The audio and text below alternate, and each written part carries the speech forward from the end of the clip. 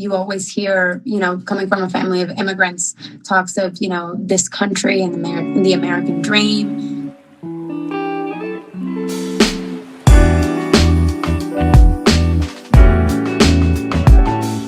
Jerry! Hi, Camila. How are you? I'm Wonderful great. to see you. Oh, so good to see you. I'm so glad to be in conversation with you, Theo Jerry. So let's dive in. As you know, Jerry, this year has been a year of reflection for me and unpacking and learning and unlearning and really getting honest with myself about who I am and how I'm showing up and not showing up in the world. And on this racial healing journey,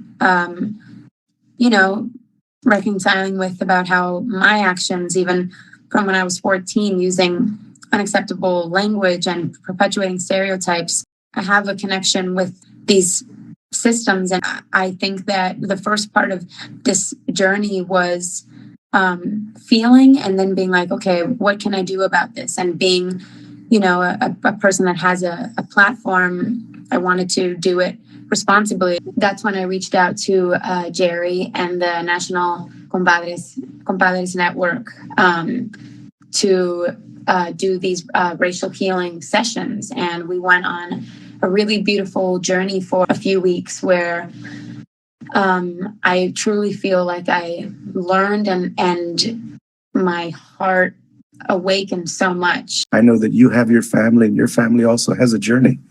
I wonder if you could talk a little bit about your journey here. I come from a family of immigrants, and my dad is from Mexico and my mom is from Cuba. You always hear, coming from a family of immigrants, talks of, this country and the American dream.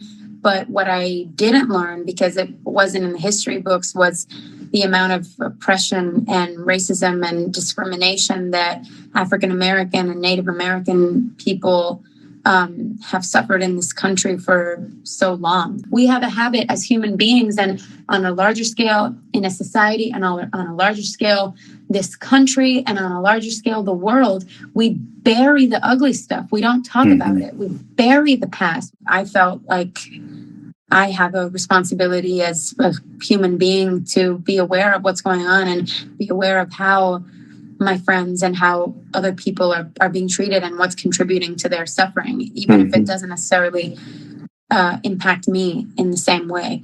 Well, first of all, Camila, let me just thank you and acknowledge you for being willing to go on this journey, but being willing to be honest and vulnerable and acknowledge your journey and who you are. When you reached out to myself and Ana Perez from the Latino Equity Project, the thing about racial healing and racial equity is not to think that you have to know everything, not to think that you need to have all the answers. It's deciding, do you join the journey?